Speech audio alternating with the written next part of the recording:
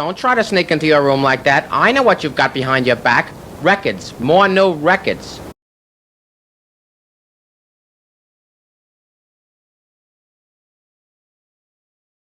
So, you know, the secret sauce of record production is really the plating. That's the secret sauce. And That's where it begins. This is the master. That's where it all begins. Dorin Sauerbier. This is all starts here. Yeah. And well, if I talk to my master and engineer friends, they'll argue with me. Yeah, that's true. But we're talking about the pressing part. Yeah. So this is where the secret sauce is made, and this is literally the room where the secret sauce is I made. learned that when I heard Sterling Sound masters plated and pressed in the UK versus plated and pressed in America. The difference was enormous. Same mastering. I learned that in the late '60s. Okay. So Dorin, you've been here for how long?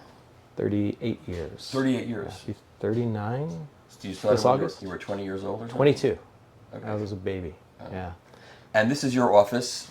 Yeah. This is where I can think and calm my mind so I can figure things out. So yeah, this is what vinyl is tools and screws and grease and making adaptations to our machines or modifying something or building something. So we do a lot of that in here or in other similar little areas in the plant. We like to do repair work and all that. So yeah, this is kind of what vinyl's about. Yes. Okay, take me on it. All right, let's go this way. So I guess where we would start is with the lacquer. So the lacquers are generously supplied by our master engineer friends, of which we have dozens and dozens. And Farah right now is organizing today's load. And so we've received these lacquer masters throughout the world generally. Typically, what do we get every day? About 30 or so, a little more sometimes. Sometimes we'll get 70 or 80. Sometimes we'll get 2 or 3. And these came in from all over the world? All over the country? They can come in from all over the world. Generally, there's a lot that comes from Nashville, obviously, and Hollywood. But yeah, they'll come from, there's little cutting studios everywhere. We have and these all came in today, right? Because you can't, yes. these things can't sit around for too long, right? Well, the dirty secret is, yes, they can sit around for years. I've done lacquers really? that are years old. Really? Yeah. Okay. So. But no, we don't do that as a practice. We get them in, we process them same day. But occasionally there'll be a customer who will have a set of masters they don't want to process for whatever reason, but they'll ask us not to throw them away, and they'll come back 18 months later or more. Wow. We'll process it and it will be fine. Is there anything famous I should know about here? Anything? Well, let me look here. Famous? Let me see if I can admit to anything. So let's talk about this machine here, which wasn't here the last time I was here. Yeah, so this machine is built by Seibert in the UK, and this is a very unique machine. Right. I met the guy at one of the Making Vinyl events. It's really good that you can go to Making Vinyl and meet these people who make these machines. Yeah, this machine is designed to remove horns from mothers.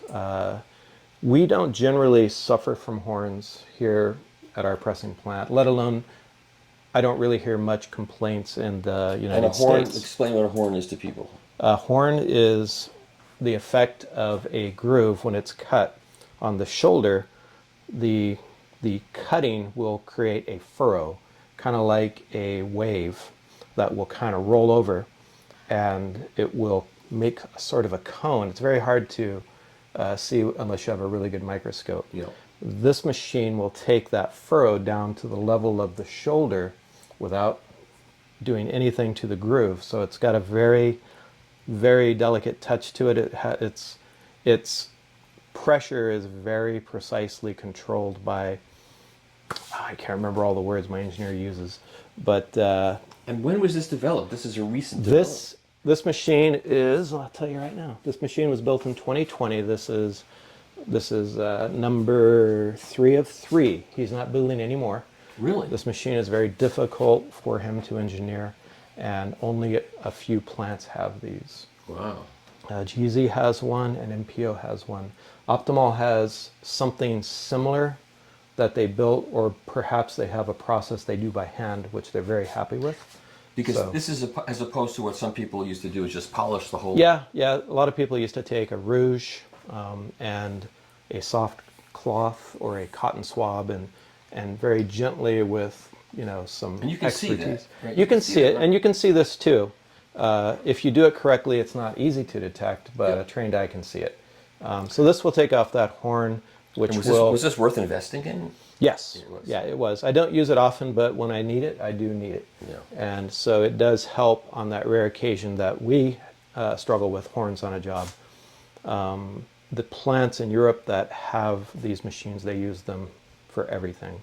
And Just as a matter of course. Yes. And it's a wonderful machine. You want me to operate it for you? Yeah. You scared me. So this isn't really an active mother, but we can get it running for you. And it's always interesting to see this machine. This is here, I'll pull one out for you. Oh, but it's putting the blue liquid on there. Yeah, that is the surfactant. The surfactant is a fancy name for dishwashing liquid. Dawn. That's pretty much what it is. Yeah, and so you can take this and clean a duct with it if you want. Yes, you could. And here is the sandpaper. It's very smooth. You can't even feel. Yeah, you can't even feel the grit on it. Yep. So it's very gentle on this whole process. Okay. Come on down. There we go.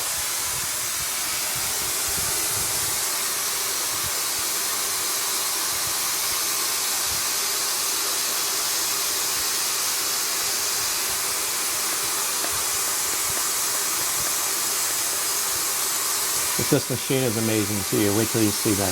One of my favorites in the other room.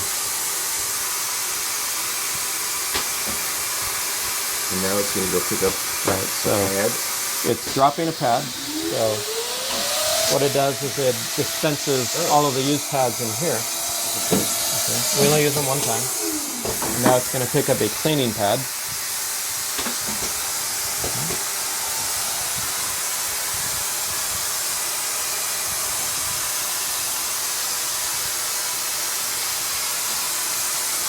Sometimes I have to encourage it a little bit.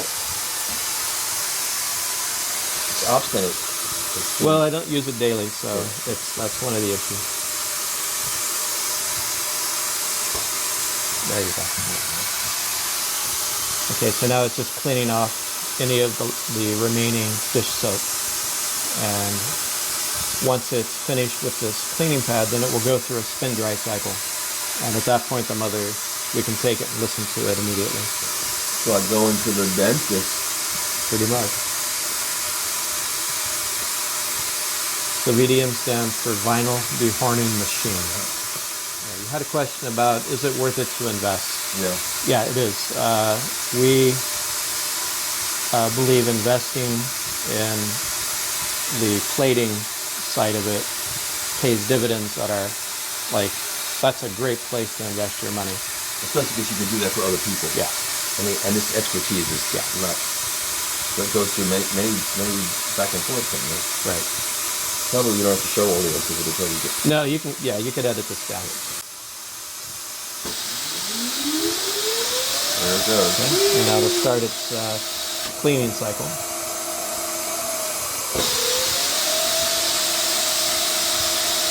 So this will make it to where it's dry to the touch, and we can take it back and listen to it again if we need to.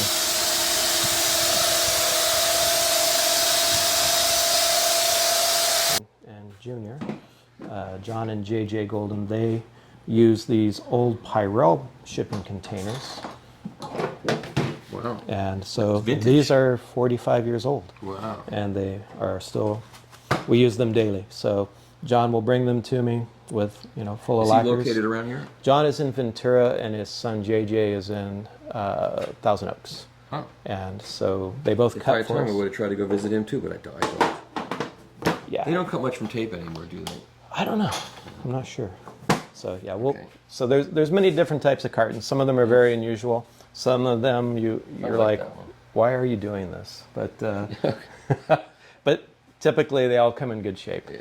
And all right, so once the lacquers have been prepped and ready, then we would take them out for silvering. Depending on the time you have, you could catch some shots of silvering. That'll be in about 2.5 hours or so. In 2.5 hours. Yeah. Yeah, I'm not sure I'm gonna have time. Okay. I don't think I should. Okay. I'm sure you've gotten it before. Yeah, I got it. One of the things that I'm working on right now, I am building another plating tank. Wow. So this is a 8-position plating tank, and I'm building it from some vintage plating equipment, and I am also having to add some of our own construction to it. Where did these come from? Many different places. I collect this old equipment, and so over the years, as I get it, I start building it and putting parts together. So if you look, you can see here all the different colors. Yep. Well, that's probably 5 different machines. And then if we look at this one here, I probably got this motor off of eBay, but I had to make this gearbox and commutator assembly. So some of the tabletops are original, some of them are rebuilds, but I designed them after the original equipment. I love that. Yeah. And if you look at some of our other plating equipment, it's built in the same fashion. Yeah.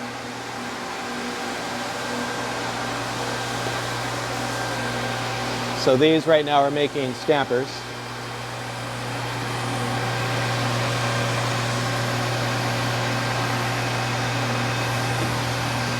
These will be pressing future records. Okay. We have 28 of these high-speed rotary positions running right now. With the new tank, we'll have 36. I have a goal of 36 rotary because I have 36 pre-plate. So I want to try to even it all out. Why not? These 2 tanks here I got from WIA back in the early 90s from Oliphant. You know, I always tell the story that I went visiting them when they were still operating. Mhm. And I went there with Craig Street, who was a record producer, Okay. great records, and with Greg Calvi, who's a national engineer. And they showed us that they were still pressing records, and they were making CDs. Yeah. And the guy said to me, "We're going to get rid of all these presses, Yes. and we're going to be making DVDs here." Right. And I said, "What? Save the presses, it's going to come back." And they looked at me like, "You're out of your mind," and they scrapped all those machines. I managed to get these 2 machines from them when they started throwing out their vinyl equipment. Within a year and a half, they wanted them back. Within a year and a half? Yes. Well, there you have it. Too bad. And over here are the 2 plating tanks that RTI started with. They're vintage 1980s. They have been 95% rebuilt, and they have modern DC rectifiers instead of the silicone diode, 500-pound rectifiers sitting up here. We have I these remember switching seeing those. power supplies. They weigh about 50 pounds apiece. And is this with the Scientologist? The Scientologist, I purchased the tanks from WIA for that project. Right. And so with those 2 tanks and these 2 old tanks, that was the Scientology project. Yeah.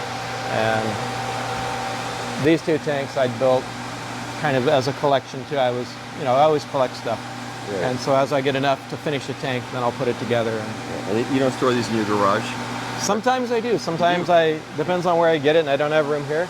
I just throw it in boxes. And you're still married? Okay, that's good. Yeah. Well, my wife stays out of my garage. Okay, that's good. I stay out of the rest of the house. I'm kidding. I know. I'm kidding, We're I'm kidding. kidders. We can kid. We're allowed to kid. Okay, let's go into the silvering room here. Okay, so in here is where we process the lacquers. There's plenty of videos of us silvering lacquers, so if anybody's interested, they can. I have them myself. Yeah.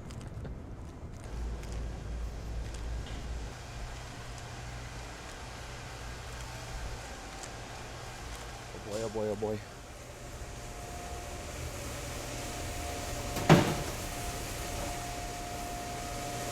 This is a real one.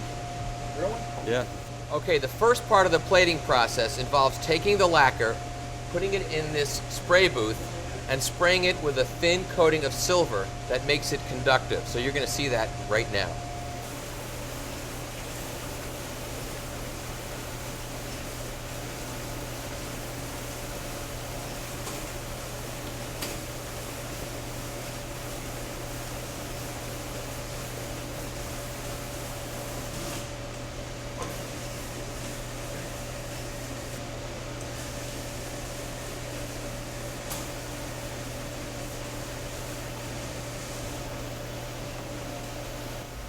Once a thin coating of silver adheres to the lacquer, it's removed from the silvering booth and rinsed. And this silvering booth here, we built probably 2018. It's just a kind of a copy, a slightly different version of our original silvering booth built by SMT. That's the same manufacturer of the record presses we have. Yeah. So they did for a time get into electroforming equipment. And This is the first step. After you silver it, it goes into these. right, it'll go into these pre-plate tanks. So if you look over here, the temperatures we keep at a steady 100 degrees. Okay. So we start with a very low temperature and a very low current value per part. So that's the classic desired condition to begin processing a lacquer. So we do what the industry desires. Process lacquers within 24 hours of receipt, pre-plate, low temperature, low voltage, low amperage. And then from there, we've captured the sound that that lacquer should produce. The optimum level that that lacquer will ever be will be within that 24-hour period. So, Okay. And next. all right. Well, let's check it out over here. So once they come out of here, then we would, in the pre-plating phase, we're making what's called the father, or also known as a master, and it can also be called a convert. Once we make that one of those items, then we have to make a mother. And so here are some of You're those. gonna crack one for me? Yeah, I'm going to open one up for you. So here are some of these discs that are waiting to make mother. This is a real one. These are the real ones. So we have on this side, this is the back of the lacquer. On the other side is where the music is cut, and so we have plated nickel onto it. Right. First we applied our silver layer, then we plated nickel onto it. Okay. This looks very violent. Kids, don't try this at home. No. So we need to break this flange away. This flange is what helps to seal the edge of the lacquer while it's plating so fluids don't leak in. Right. The plating fluids can damage this once it's begun plating if they leak in.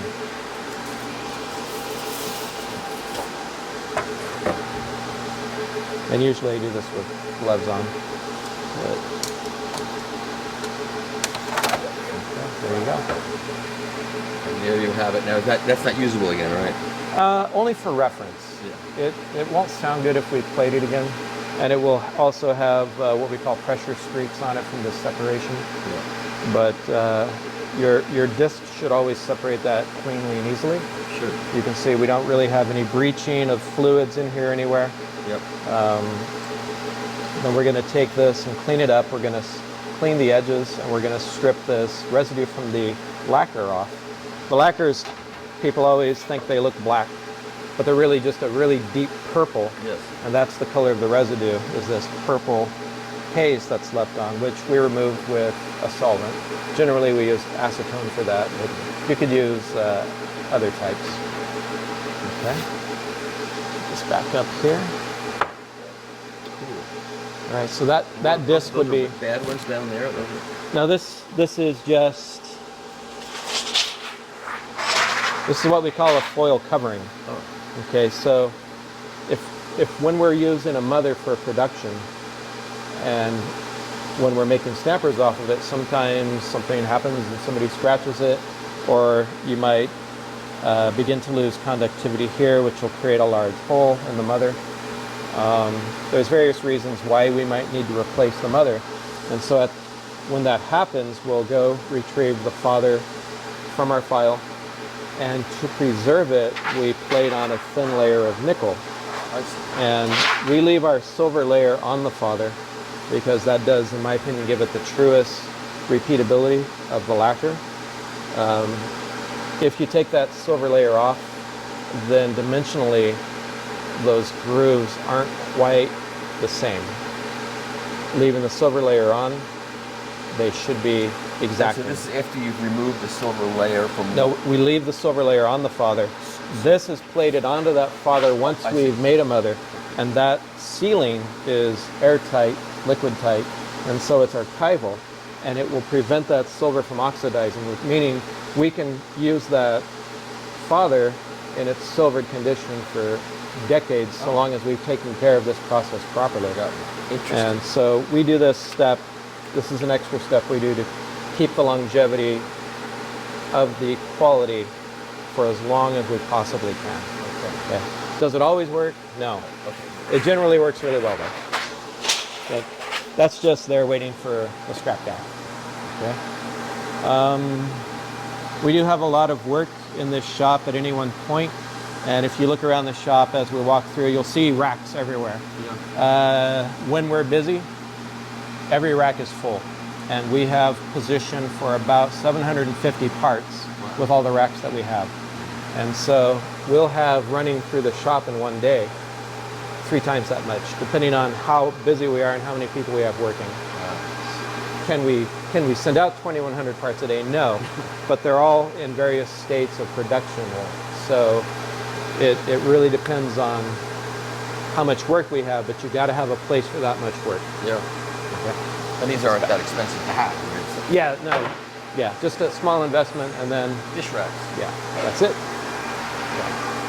Now we get into some of the stamper forming equipment. So once we've made our mother, we've sound checked that, then we would come back and put it into the plating tank and make record stampers. And so the higher volume your record stampers, the more people you need, or the more automation you need. So here we have a lot of, you see these blue machines, they all say Cybert on them. And this equipment is designed by Ian Locke out of the UK. Yeah. And this is a stamper finisher. this is a stamper As opposed finisher. to a dehorner, but it looks like a similar. It is the same exact machine with nearly the same components. The dehorning machine has more sophistication in its in the pressure that it applies to the surface that it's treating. Now, none of this was here when I was here last week. None of it. Wow, so you haven't been here for more than 10 years. That's right. I wasn't. Yeah. And So- this is the back of the stamper. Yes. right? So these machines, this is called a vinyl stamper finisher. What they do is they will create an average roughness on the back of the stamper to where there is little variation in the surface of that stamper, so that when it mates onto your record die, the mating is very precise. Yeah. Okay. And again, we're using sanding discs to create this finish. Because when I was here, you had, I think it was that machine right there. We still use it every day. What do you do with it? Well, this machine offers us some flexibility. We strip our acetate off of our masters with it. Sometimes we have to sand label areas of a stamper if the labels aren't gripping, so we use that machine for that. Sometimes we have to come over here and back sand with it, like these machines are doing, though we try not to. So it's an auxiliary machine that has its purposes, but it's... Yeah. So this machine has never lost its value. In fact, it's still one of the most valuable machines in this facility. Is it sophisticated? No, it's a beast. You turn it on, Right. and it'll rip your fingers off Right. if you don't respect it. And it's So- got the vacuum just sitting there like... Yeah, so the vacuum system is simply to remove any particles while we're sanding or, Right. or doing any work with these discs. This is a whole nother level. Oh yeah, yeah. Level of sophistication. Go ahead, Isaac. So Isaac's loading in a record stamper right now into this centering machine. And this is machine number 1 of 1 of a bet of some ribbing that I used to give Ian, the engineer. I would tell him, Ian, make me an automatic centering machine so that we don't have to do this anymore. And after about 2 years of me bringing it up to him all the time, he called me up one day and said, I need a deposit. I'm like, what do you mean you need a deposit? He's like, I've built your machine. I'm like, what machine have you built? I'm probably doing a really bad British accent right now. Yeah, you're But, not doing a good one, I'll say that. And he's like, I've built your automatic centering machine. Send my deposit. And so right now the machine is adjusting itself automatically to bring the stamper on center. As opposed to the older way where you put it under a microscope and you put it using your fingers. Yeah, yeah, exactly. We still have those over here. We still use them. Why? Occasionally we have a different size hole we need to punch, I see. or some other unique quality about a stamper that is just easier to do on a manual machine. But again, 99% of what we do goes through this machine. And this must be a much higher... 15 microns on center, which is much higher. And it just did it. It just centered it. Yeah. Punched it. Yep. It punched the cloth. That's it.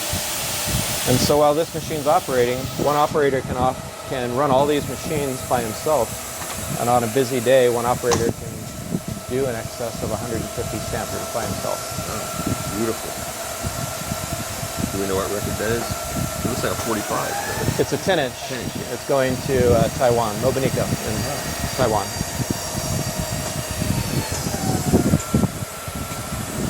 Another finisher like that was your two finishers, Right. And one stamp. So this one just completed its cycle.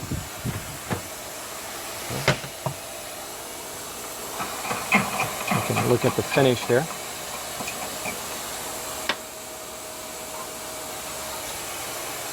So it's very nice, Beautiful. even, consistent finish. Yep. And you can see we kind of get this cross-hatching effect here, which really prevents audible effects from hand sanding.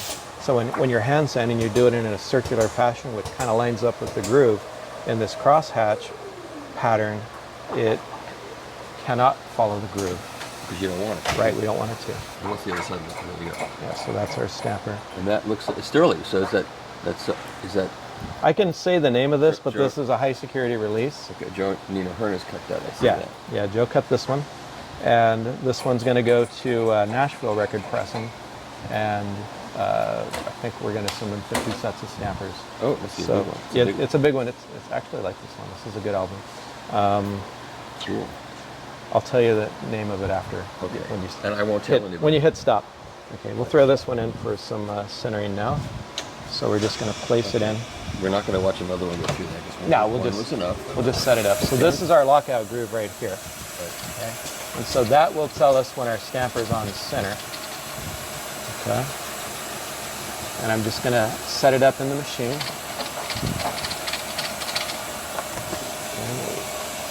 Move that over here. Vacuum.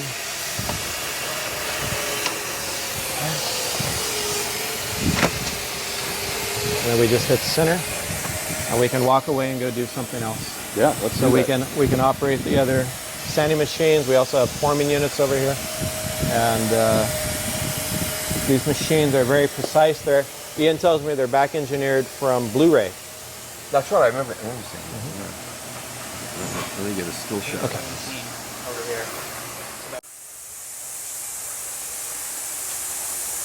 So there's several different formats for a record, and generally they go by manufacturer of record press. Yeah. So you have Phoenix, Alpha, SMT, And viral. Viral. That's right.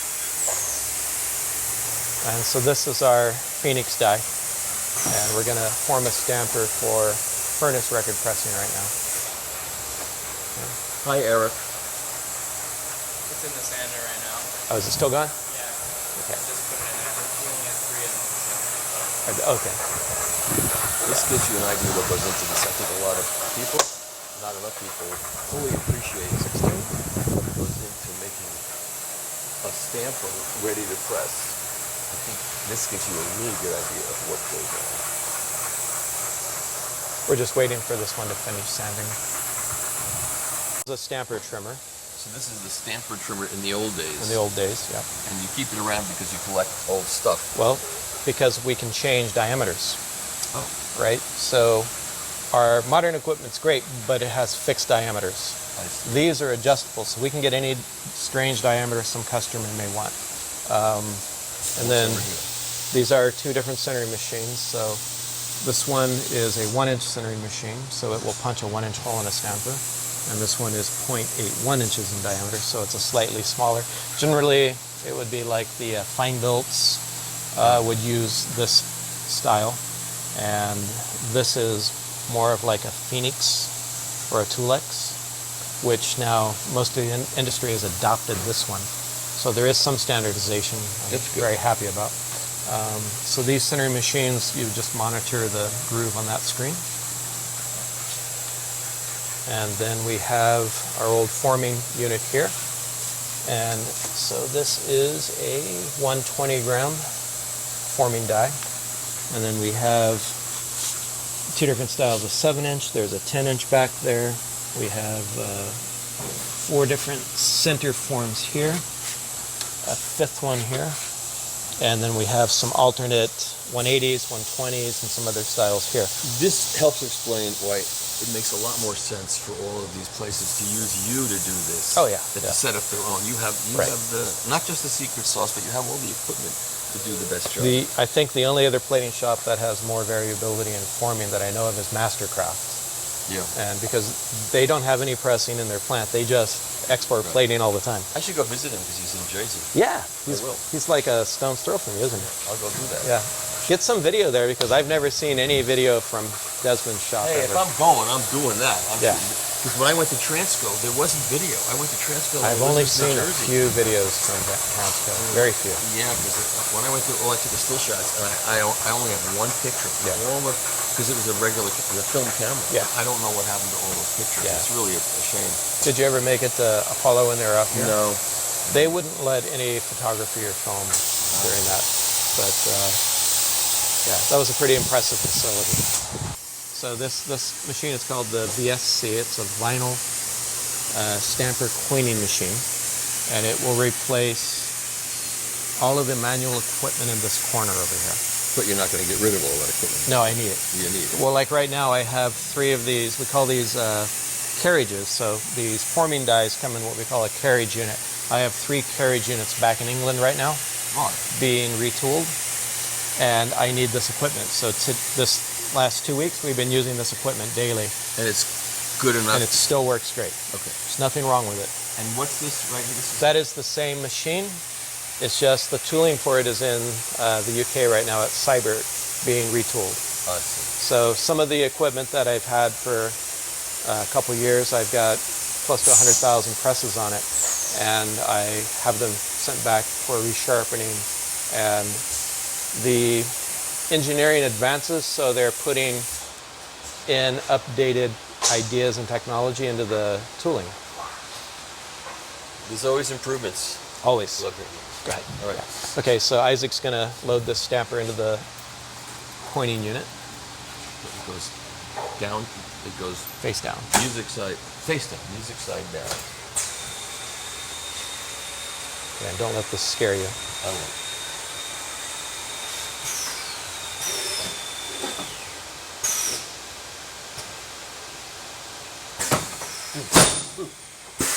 So it's doing 3 or 4 different functions right there in that moment. It's I'm doing gripping. a function in my pants right now. It's gripping the center. It's forming the center. It's cutting the OD and then forming the OD, all within about a 2-second time frame. Okay, And it looks like it's warped or something. That's that normal. is from the forming. Yeah, and that's normal for it. That's normal. So if you look here at all of the detail in this die, the stamper has to follow all of this detail and then also be formed here at the center. And so that puts, well, let's use the word for it, that puts a stress on the stamper. Yeah. So if we make flat stampers, when you properly form it, which we have to do because our stampers are hard, we have to form it to fit the dies. And so all of this extra bending that we're doing is putting a slight variation. And that won't affect once it's on. No, the once tool. you put it in the press and you attach it at the center and you clamp it down with the ring, that holds it down perfectly into that profile that's on the pressing die. And so you can see it better from this side. It's a beautiful thing. Yeah. And so this machine can do this task in about 20 seconds, where if we did this manually, it'd be about 3 minutes. Yeah. And that's time is money. Yes. Time is money. And time is tired. Yes. Yeah, if you do 100 stampers manually a day, you're going to be exhausted. But Right. This looks like very intense music right there. yeah, I imagine this is, let me see, Is that wet over 8-bit. there? This is water from the sanding units. And that won't affect it. No, it doesn't, because it's just deionized water. Yeah. And we still have to clean these stampers before we're finished with them. Yep. So all the stampers we complete forming on, we clean each and every single one, and it gets inspected for pinholes, cleanliness, and then it gets re-inspected for damage and accuracy, and then it gets re-inspected the third time before it ships or goes to our pressing plant. Right.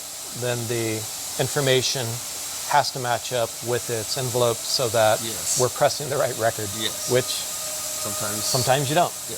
We make collector's items also here. And you don't want this going out someplace unless it's the right thing and it's perfect. And then Yes. and you document it so when it goes out, you know it. You can say to them, "Hey, we didn't do that Yes. here, right?" You have Right. to do that. Oh yeah, and it's we don't fight that too often because it's not claimed that often. Yeah. But I can tell when I look at it under the microscope what happened to it. Yeah. You know, at what phase did somebody forensic yes. plating and forensic stamper. As a plating guy, you have to be on the defense all the time. Okay, so one question I'd ask you. Sometimes you hear these stories that we sent them a lacquer and the lacquer got ruined. What happens? I say it almost every day. What happens? Maybe not quite. So, well, if a lacquer gets ruined, there's many different ways it can get ruined. Generally, something will happen during the cleaning and silvering phase. And usually it's because we dropped it, we scratched it, some other unintentional mishandling happened. And that is unavoidable with human element. Okay? We do handle so many lacquers a day that it's not unusual for that to happen to us a couple times a week. Yeah, and oops can happen. So it's important to have good relationships with your mastering engineers, and so that they can be understanding. That's another possible. reason, if it's going to be from tape, another reason to get the processing done pretty quickly after you get it, Right. because the tape's not going to be there forever. Right. It's got to go back to lockup or whatever There's storage one facility. record it that stays was in. released, I won't say what it was, but side one was done from a tape, and then the lacquer got ruined for side two. Rather than getting the tape back, they just got a digital Did I file. do that one? No, you didn't do that one. You did not do that one. Okay. And I'm not going to Yeah, so, yeah, we do, there is handling issues sometimes with lacquers. Occasionally we'll take them out of the lacquer box and the spacers, unwittingly, we don't realize they're stuck to the lacquer you're taking off and it falls off and it hits the one below it. Sorry if that was too loud. no, that's fine. But, you know, just these errors that you don't expect. That's right. Errors happen when you don't But expect. we try to get on it quickly and not let it become a problem. And so we try to replace things as soon as we find there's an issue. Okay. Have you ever had an earthquake happen while you're Yeah. things get dropped? No, nothing bad's happened yet. So Like liquid hasn't. we've had some come corrosive out. liquid come out. It's not that corrosive. It's less corrosive than Diet Pepsi. Oh, really? Okay. Well, that's why I don't drink Diet Pepsi. Yeah, exactly. I don't drink that either. No, I have, and I'm still here. Okay. Okay, going to something fun. This was already fun. Believe me, this was fun for me. I think for a lot of people it'll be fun because they've never seen this in this kind of detail. I don't think. Hopefully, we'll all appreciate what goes on here a lot more than we have previously. Do you want to listen to a mother? Sure. Okay. I did for years. It's what made me erotic. Okay, so these are brand new mothers from processed lacquers. I'm enlarging the center hole. And you can be casual about that because that's not what's going to be doing anything. Correct. Yeah. We use washers with smaller center holes than the spindle on a turntable. And so to get it to listen, so we can listen to it, we need to enlarge the hole.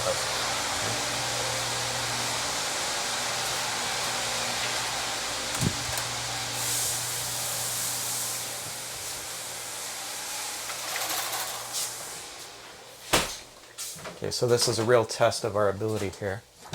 We're going to cold listen to a mother. It could be good, it could be bad, but we'll find out.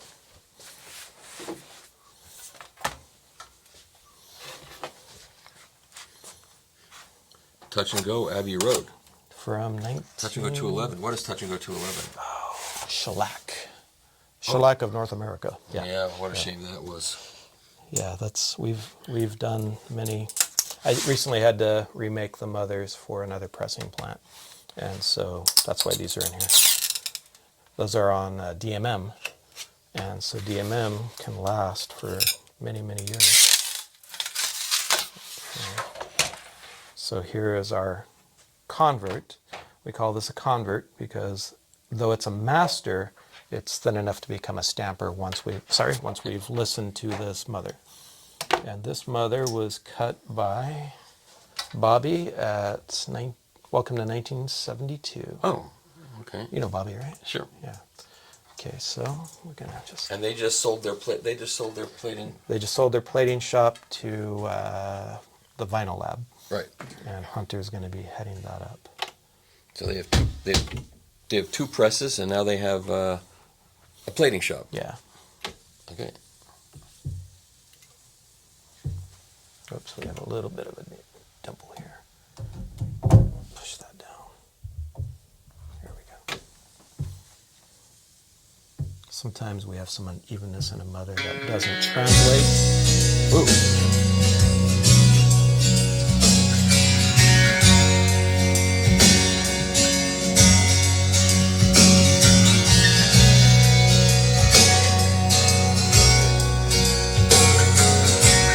Plenty of power.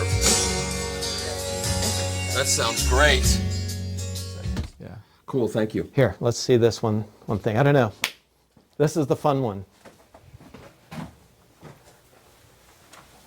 Get I need a knife. You have to worry whenever somebody says, it's going to be fun, let me get my knife. Okay, so see if I can find it. And what are in these boxes? These are finished records, or are these? This is print. So these are for records we're going to finish. Some of this is records we have finished. Oh, Gene Clark Roadmaster. Who's doing that? Let me see what. Oh, Rainbow Records. That's Sunday's music. That's old, right? Yeah, but we're probably still going to repress it at some point. Yeah. Oh, wow. Yeah.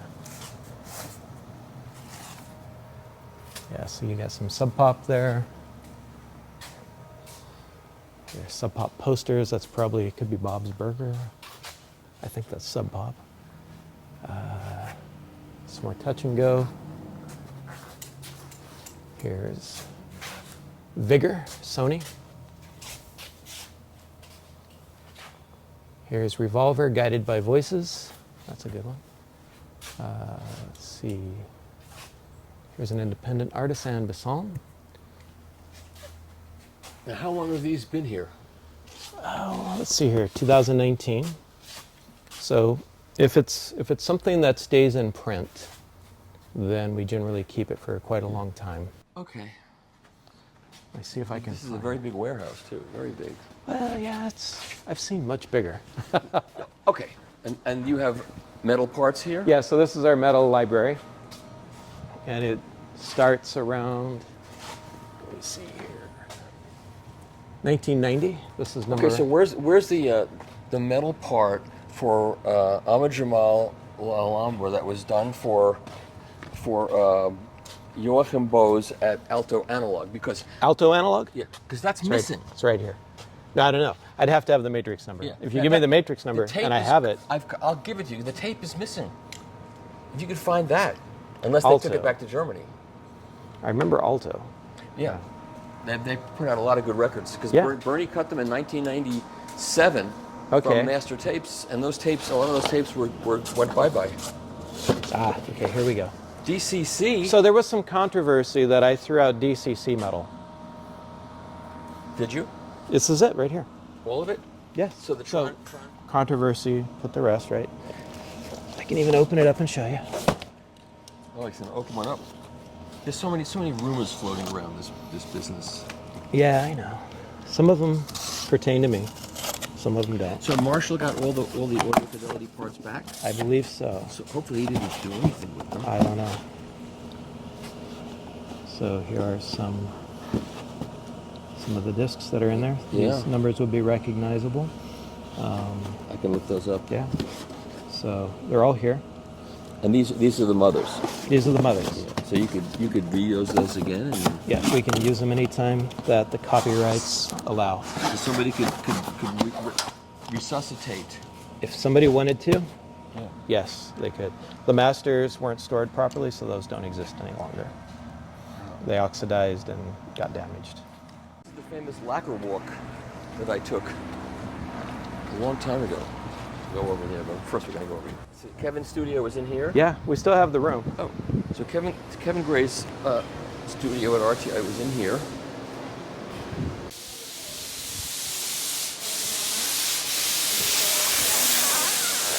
Wow, it's still here. Still here. It's our listening room. Wow. This was Kevin Gray's cutting facility in here.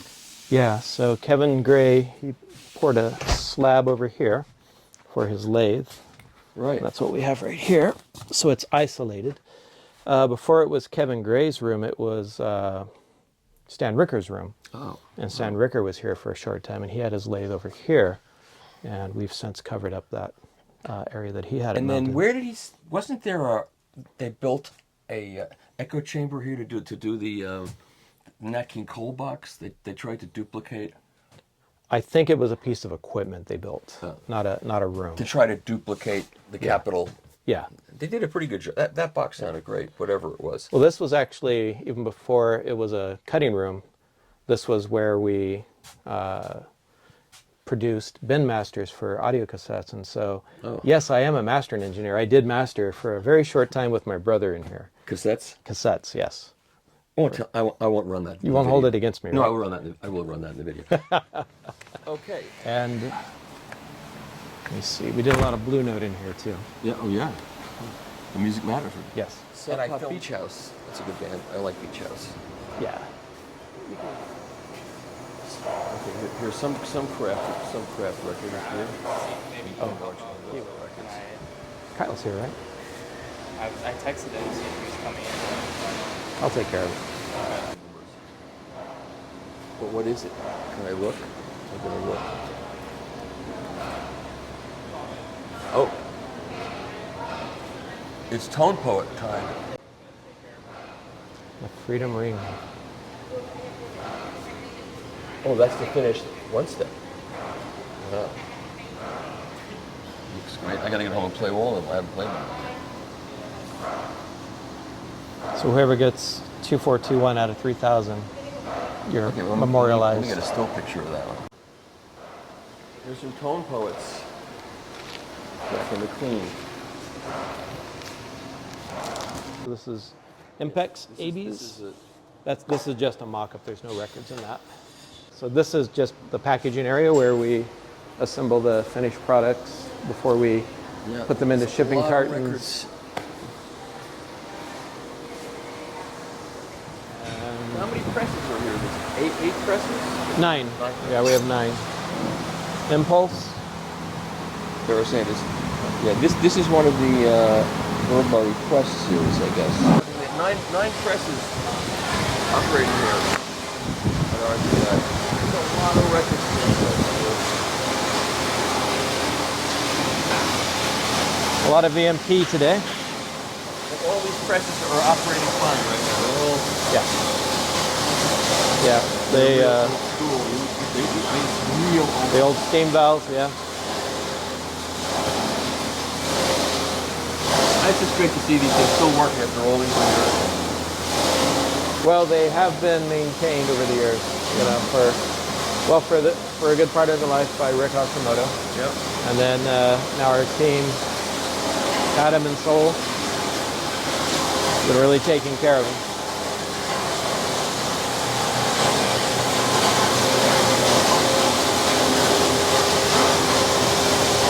When we got a little slow, I let our pressmen get really creative with some artwork. Oh, cool. That's good. You know, I think that's a good vibe and helps.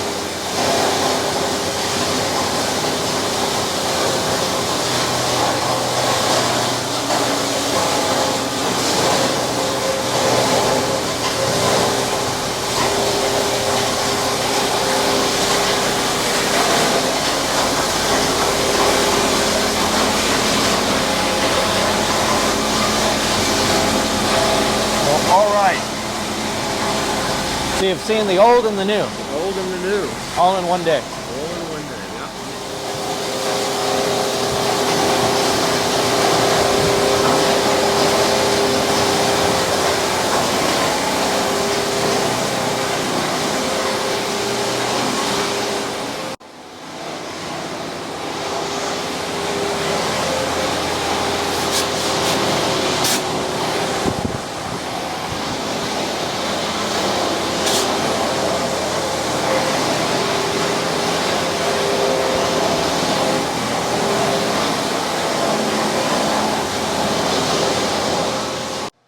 So how do you make the best records in the world? By throwing away the ones that are not. All right. Oh, here's Patrick's record. Yep.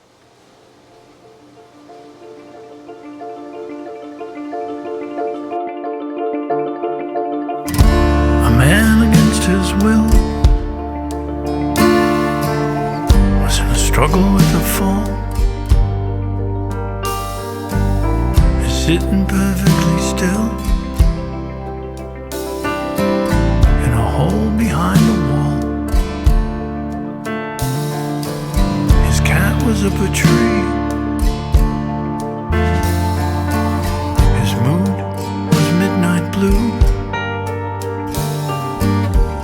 Never had a single reverie. He'd never even had a view. For those of us so far apart, for those of us who don't like